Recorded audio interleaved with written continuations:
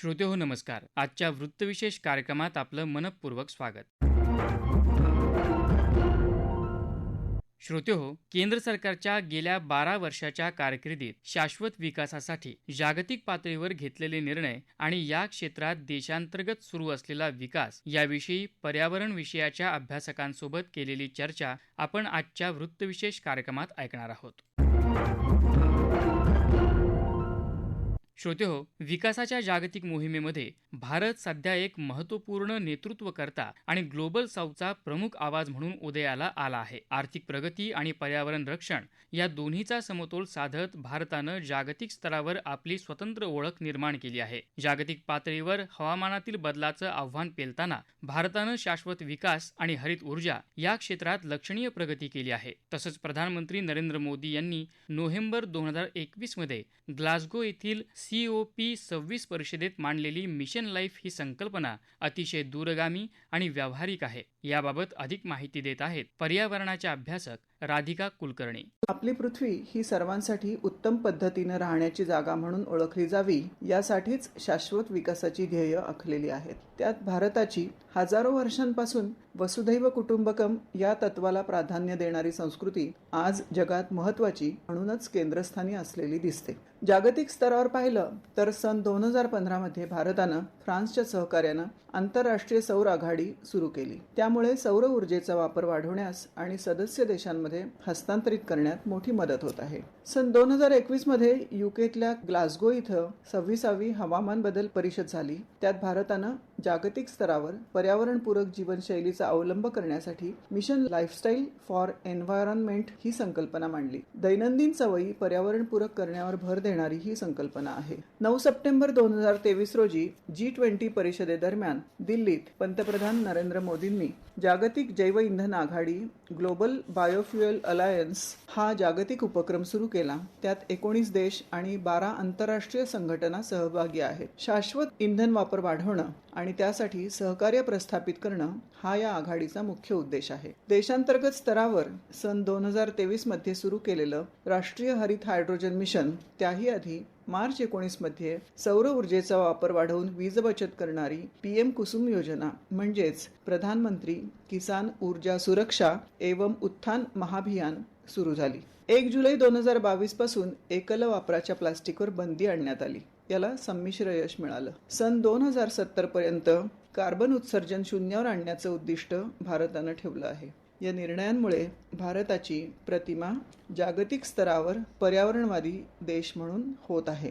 Mission life म्हणजेच lifestyle for environment या संकल्पनेचं ध्येय म्हणजे तिनं वापरा व टाका या संस्कृतीला नाकारलं. पर्यावरणपूरक व शाश्वत जीवनशैलीचा वापर आणि प्रसार, पृथ्वीपूरक सवयी अंगीकारण्यास प्रवृत्त करण्याचं उद्दिष्ट ठेवून कार्य सुरू केलं. त्यासाठी जागतिक स्तरावर किमान 1 अब्ज नागरिक पर्यावरण रक्षणासाठी एकत्र येतील हे उद्दिष्ट ठेवत दैनंदिन कृतींवर भर देण्याला प्राधान्य दिलं आहे. त्यात पाणी वाचवणं, वीज बचत, कचरा कमी करणं आणि त्याचं वर्गीकरण करणं, सिंगल यूज म्हणजेच एकदाच वापरून टाकणाऱ्या प्लास्टिकचा वापर टाळणं, शाश्वत अन्न प्रणालीचा अवलंब, कचऱ्याची योग्य पद्धतीनं विल्हेवाट लावणं आदी कृतींचा समावेश आहे. पॅरिस करारातली कलमं आपल्या राष्ट्रीय निर्धारित योगदानात समाविष्ट करणारा भारत हा पहिला देश आहे. श्रोतेहो, गेल्या 12 वर्षात भारतानं पारंपरिक ऊर्जेकडून अक्षय ऊर्जेकडे होणाऱ्या स्थित्यंतरात जागतिक पातळीवर मोठी झेप घेतली आहे. आपला भारत देश आता जगात 3ऱ्या क्रमांकाचा अक्षय ऊर्जा उत्पादक बनला आहे. यासाठी कोणती पावलं उचलली आहेत याविषयी अधिक माहिती देत आहेत सौर ऊर्जेचे अभ्यासक गजानन जोशी. आपण कित्येक दशके फक्त पारंपरिक ऊर्जा स्रोतच वापरत होतो. 2010च्या दशकामध्ये आपण हरित ऊर्जा किंवा अक्षय ऊर्जा या मार्गाने जाण्यासाठी तयार झालो. आपले आधीचे उद्दिष्ट होते 1,75,000 मेगावॉट, जे आपण 2022 पर्यंत अतिशय समर्थपणे पेलले आणि साध्य केले. आता आपले जे उद्दिष्ट आहे ते आहे 500 गिगावॉट म्हणजे 5 लाख मेगावॉट. हे उद्दिष्ट साध्य करण्यासाठी आपण काही महत्त्वाची पावलं उचललेली आहेत आणि त्या मार्गावर आपले यशस्वी मार्गक्रमण चालू आहे. 500 गिगावॉटचे हे लक्ष्य, त्यामध्ये सौर ऊर्जेचं लक्ष्य जवळजवळ 300 गिगावॉट म्हणजे 60% पेक्षा जास्त आहे. या संदर्भात आपण ज्या उपाययोजना करतोय आणि जे कार्यक्रम राबवतोय त्यामध्ये मोठ्या क्षमतेचे सौर प्रकल्प लावण्यासाठी सोलर पार्क उभे करणे आणि त्या अनुषंगाने पायाभूत सुविधा पुरवणे, शेतकरी आणि घरगुती वापरासाठी सौर ऊर्जा वापराला चालना देण्यासाठी काही कार्यक्रम, ज्यामध्ये पीएम सूर्यघर योजना, पीएम कुसुम योजना, मुख्यमंत्री कृषी सौर वाहिनी योजना यासारखे कार्यक्रम राबवतो. यासाठी लागणारे प्रॉडक्ट्स म्हणजे सौर पॅनल आणि इतर ज्या काही गोष्टी लागतात,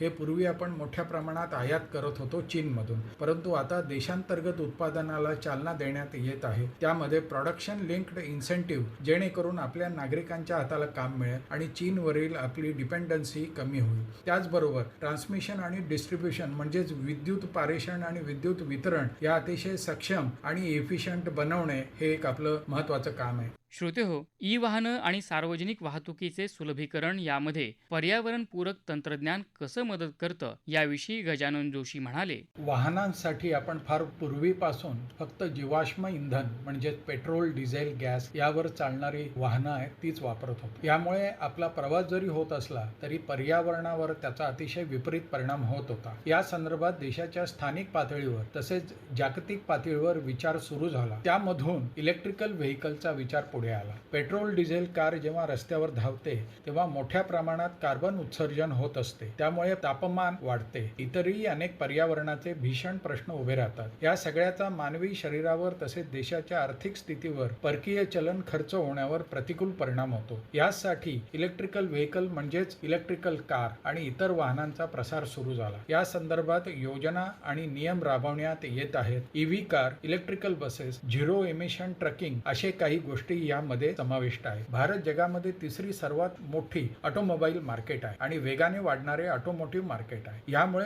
जागतिक उद्योग संस्था, आर्थिक संस्था यांचा भारताकडे आणि भारताबद्दल सकारात्मक दृष्टिकोन आहे. या संदर्भात काही महत्त्वाचे मुद्दे लक्षात घेणे फार जरुरीचे आहे. आपण 30% इलेक्ट्रिकल व्हेकलचे लक्ष्य 2030 वर्षापर्यंत गाठायचे उद्दिष्ट ठेवले आहे. यामध्ये जवळजवळ 20 लाख कोटी रुपयांची गुंतवणुकीची संधी आहे. मोठ्या प्रमाणात इलेक्ट्रिकल व्हेकल चार्जिंग स्टेशन उभे करण्याचा कार्यक्रम राबविण्यात येत आहे. प्रोडक्शन लिंक्ड इन्सेंटिव्ह योजना सरकार राबवित आहे, ज्यामुळे भारतामधील उत्पादनाला चालना आणि प्रोत्साहन मिळत आहे. त्यामुळे कित्येक हातांना काम मिळणार आहे. यासाठी 26,000 कोटींची तरतूद करण्यात आली आहे. या सगळ्याचा फायदा शेवटी पर्यावरण सुधारणा आणि पर्यावरण संरक्षण यासाठी होणार आहे. श्रोतेहो, गेल्या 12 वर्षात केंद्र सरकारनं भारताची शेती आणि ऊर्जा क्षेत्रात मोठी स्थित्यंतरं घडवून आणली आहेत. शाश्वत शेतीसाठी national mission on natural farming आणि खेत बचाव अभियान यासारख्या योजनांमधून सेंद्रिय शेतीला आर्थिक आणि तांत्रिक प्रोत्साहन दिलं जात आहे. एक पेड मा के नाम ही मोहीम 2024 मध्ये प्रधानमंत्री नरेंद्र मोदी यांच्या हस्ते सुरू करण्यात आली. जगातील सर्वात मोठ्या सार्वजनिक पर्यावरण चळवळींपैकी ही एक महत्त्वाची चळवळ म्हणून उदयाला आली आहे. केंद्र सरकार विकास कामांसोबतच पर्यावरण संवर्धनासाठी महत्त्वाची पावलं उचलत आहे. याविषयी राधिका कुलकर्णी म्हणाल्या, पर्यावरणपूरक जीवनशैली आणि हवामान बदल यांचा फार जवळचा संबंध आहे. निसर्ग आहे तर आपण आहोत हे प्रत्येकानं लक्षात ठेवून पर्यावरणपूरकतेला प्राधान्य द्यायला हवं. त्याच दृष्टीनं सरकारनं विशेष धोरणं आखलेली आहेत. आर्थिक अनुदान देणं, आधुनिक तंत्रज्ञानाचा वापर वाढवणं या त्याच्याच बाजू आहेत. परंपरागत कृषी विकास योजनेत शेतकऱ्यांचे गट करून पहिल्या 3 वर्षांसाठी प्रति हेक्टर आर्थिक मदत दिली जाते. राष्ट्रीय प्राकृतिक कृषी मिशन अंतर्गत रासायनिक खतांचा वापर कमी करत पूर्णपणे नैसर्गिक व पर्यावरणपूरक शेती पद्धतींचा अवलंब करण्यास प्रोत्साहन देण्यात येतं. ईशान्येकडील राज्यांसाठी ही योजना असून त्यात सेंद्रिय उत्पादनांचा मूल्य साखळी विकास व निर्यातीसाठी विशेष आर्थिक अनुदान दिलं जातं. तसंच शेती, आरोग्य व पाणी नियोजन यात अभ्यासपूर्ण समतोल राखला जातो. प्रधानमंत्री कृषी सिंचन योजनेअंतर्गत ठिबक व तुषार सिंचनाचा वापर करून पाणी बचत व शाश्वत व्यवस्थापन केलं जात आहे. शेतीत कीड प्रतिबंध प्रभावीपणे होण्यासाठी आणि पिकांचं आरोग्य चांगलं राहावं म्हणून उपग्रह प्रतिमा आणि ड्रोनचं सहाय्य घेतलं जात आहे. जैविक खतनिर्मिती व जैविक कीटकनाशकं, गांडूळ खत आणि कंपोस्ट खत निर्मितीसाठी सरकारी केंद्रांमार्फत प्रशिक्षण दिलं जात आहे. शेतकऱ्यांना पीक विक्रीसाठी थेट राष्ट्रीय बाजारपेठ उपलब्ध व्हावी व पिकांचं प्रमाणीकरण व्हावं यासाठी जैविक खेती हे डिजिटल ॲप कार्यरत आहे. आज जगातली 70% जमीन नापीक झाल्याच्या पार्श्वभूमीवर भारत सरकार करत असलेले हे प्रयत्न नक्कीच प्रशंसनीय आहेत. श्रोतेहो, राष्ट्रीय हरित हायड्रोजन मिशन हा भारत सरकारचा एक महत्त्वाकांक्षी उपक्रम आहे. हरित हायड्रोजन आणि सौर ऊर्जा क्षेत्रातील भारताची उद्दिष्टे किती आव्हानात्मक आहेत या संदर्भात गजानन जोशी यांनी माहिती दिली. ते म्हणाले, आपल्याला हरित हायड्रोजन मिशन हे प्रामाणिकपणे साध्य करायचे आहे. या क्षेत्रात फक्त आपल्या देशासाठी नाही तर इतर देशांना हरित हायड्रोजन निर्यात करण्याची क्षमता देखील आपल्याला स्थापित करायची आहे. हरित हायड्रोजन बनवण्यासाठी इलेक्ट्रोलिसिस ही प्रक्रिया वापरली जाते, ज्यासाठी हरित ऊर्जा म्हणजेच खूप मोठ्या प्रमाणात सौर ऊर्जा वापरली जाणार आहे. हरित हायड्रोजन संदर्भात महत्त्वाची उद्दिष्टे असणार आहेत. आपले लक्ष्य असणारे 50 लाख मेट्रिक टन हरित हायड्रोजन प्रतिवर्ष तयार करण्यात, साधारण 1,25,000 मेगावॉट एवढी सौर ऊर्जा इंधन म्हणून लागणार आहे. त्याचे देखील उद्दिष्ट साध्य करायचे आहे. साधारण 8 लाख कोटीची गुंतवणूक केली जाणार आहे. हरित हायड्रोजन लक्ष्य साध्य झाल्यावर प्रतिवर्ष 1 लाख कोटी रुपयाचे औष्णिक इंधन म्हणजेच कोळसा, तेल, वायू आयात करणे वाचणार आहे. त्यामुळे मोठ्या प्रमाणात परकीय चलन आपले वाचणार आहे. यामुळे 500 लाख मेट्रिक टनापेक्षा जास्त ग्रीन हाऊस गॅस उत्सर्जन म्हणजेच कार्बन उत्सर्जन कमी होण्यास मदत होणार आहे. या हरित हायड्रोजनचा फार मोठ्या प्रमाणात उपयोग स्टील निर्माण उद्योग, खत उत्पादन कारखाने,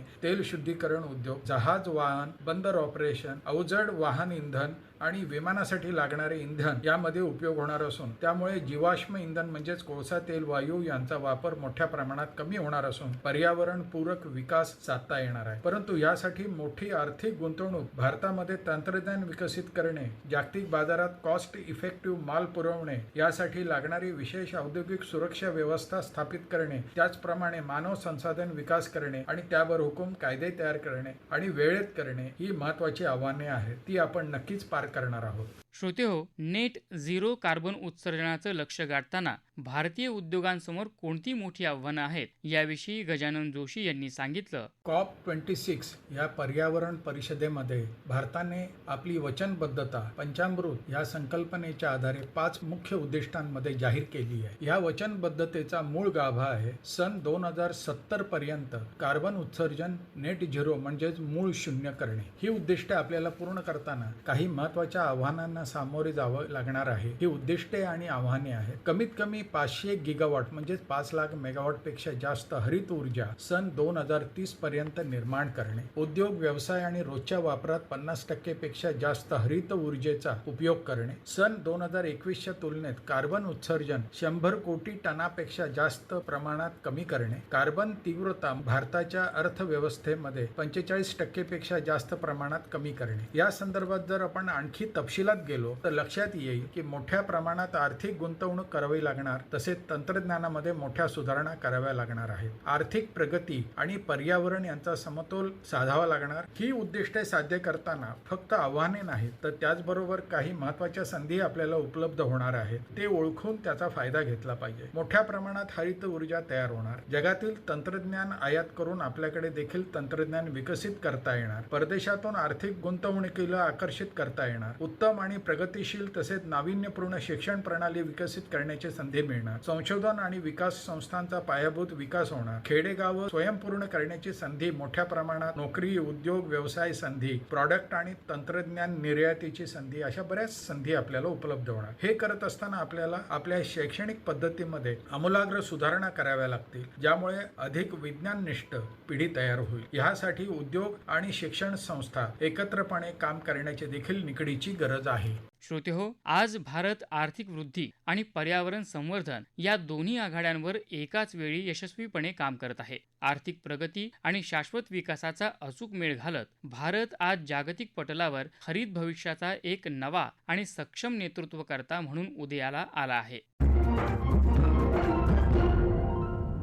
श्रोतेहो, आपला वृत्तविशेष हा कार्यक्रम आपण न्यूज ऑन AIR या ॲपवर लाईव्ह ऐकू शकता आणि आमच्या मुंबई एअर न्यूज या यूट्यूब वाहिनीवर कार्यक्रमाचं ध्वनिमुद्रण आपल्याला कधीही ऐकता येईल. याबरोबरच आपला आजचा वृत्तविशेष हा कार्यक्रम संपला. हा कार्यक्रम आकाशवाणी मुंबईच्या प्रादेशिक वृत्त विभागानं सादर केला. संपादक आणि सादरकर्त्या संगीता गोडबोले, निर्मिती सहाय्य स्मिता दळवी, लेखन आणि समन्वय प्रिया नारायण जाधव आणि निवेदन कौस्तुभ पटाईत.